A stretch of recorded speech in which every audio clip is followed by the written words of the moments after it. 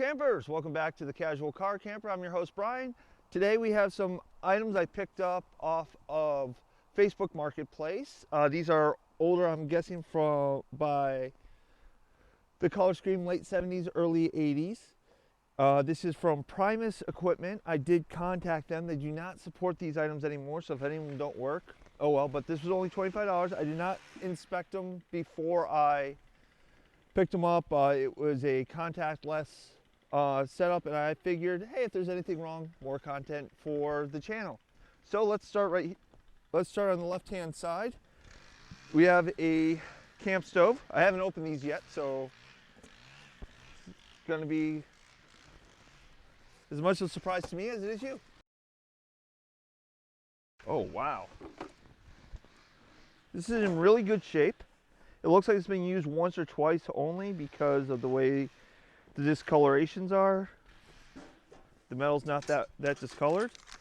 So the way this unit is, it's two single burner units that are linked together.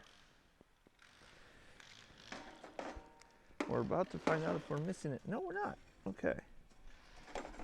So this is a very unique setup. I've never seen something quite like this. Looks like I'm going to have to read the instruction manual.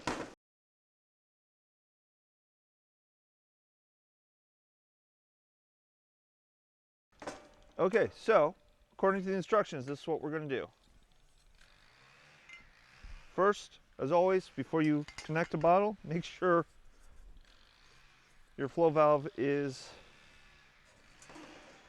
connected. Then we're going to take, insert, and do that, and that's it. Okay, so we now have, I'm just going to set up one burner because they're mirror. So my recommendation is, because this doesn't have a piezo lighter, so we're just going to light it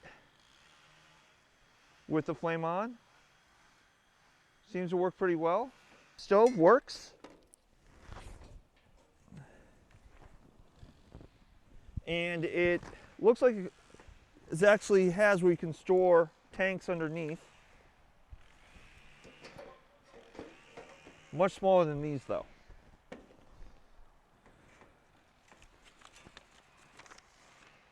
Yeah, this is actually designed, if you want to store tanks underneath it, is a smaller tanks that are more used nowadays for a blowtorch.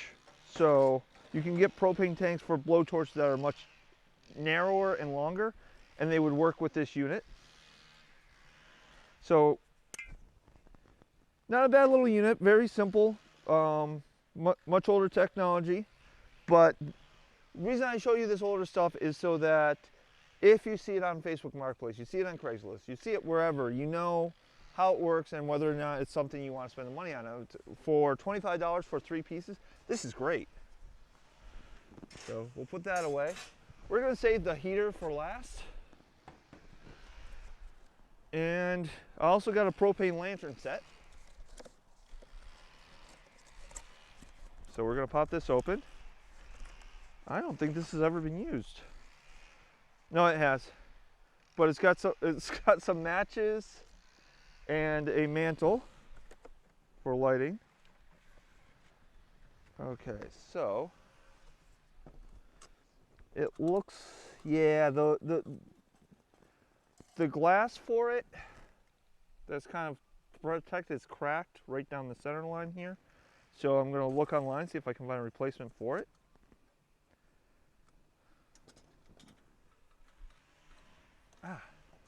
It's got a nice little carrying handle. It's got a metal cover that you can put on, so that it's. Now, this unit still had I think it's the original propane tank. Now, my suggestion is that even if you get a propane tank with something and you know it's old, I would not use it. So I'm going to take this off right now. It's got no rust, but this tank, Doesn't have a date on it, which makes me suspect because all tanks are supposed to have a date. It's got a code on it, so that might be when it was made. But this thing, I'm guessing, is very, very old. This is quite old, and I would not trust an old tank, but that's why I brought these. Brought my new tanks.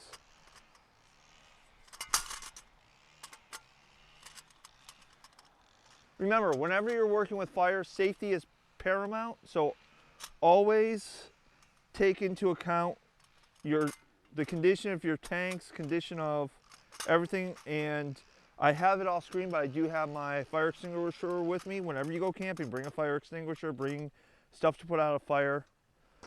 Make sure the fire extinguishers you're using can be used with gas, like propane flammable gases, because not all of them can be, but there are some that are just kind of universal, and that's what I've picked up. I'll link down below my safety video, and you can go back and all of my safety items are linked in there. Okay, so this is very much like our coal and gas stove. What we're going to do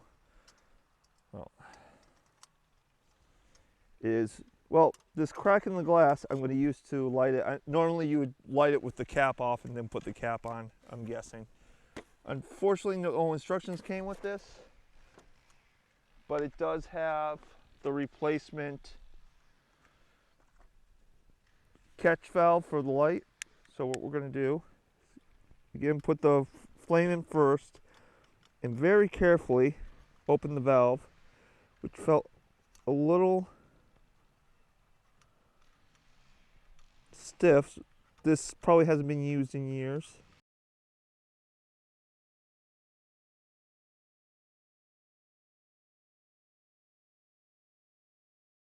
And this tank is empty.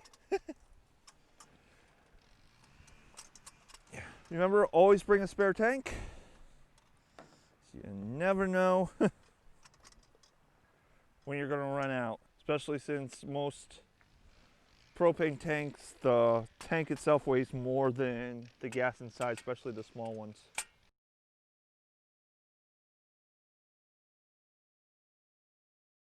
And that's lit. That's not even full power. I just opened enough to turn it on. So that's right before off. Okay, so it seems as if these aren't overly adjustable in the amount of brightness because, again, it's just using a flame. So you have almost off and then bright. So if you do get a propane lamp, just when you're using it, just keep that in mind, because you don't need to crank the valve all the way open to get light. You're just going to be pushing through more gas than you need to, and you're going to waste gas. All right, so we're going to put this off to the side and let it cool.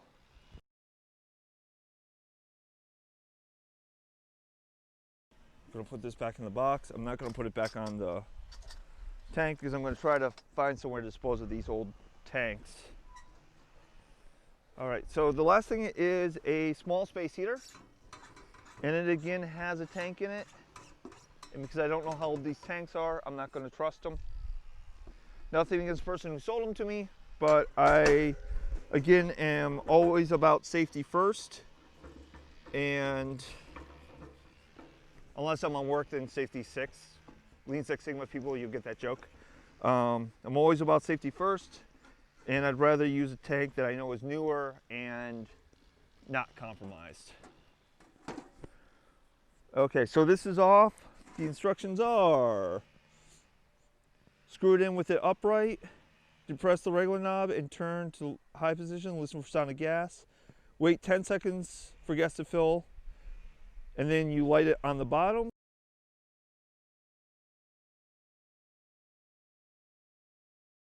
And there we go. Now this does have some dust and such on it. It's not designed for you to be able to pull the and replace the surface, so I just left it on.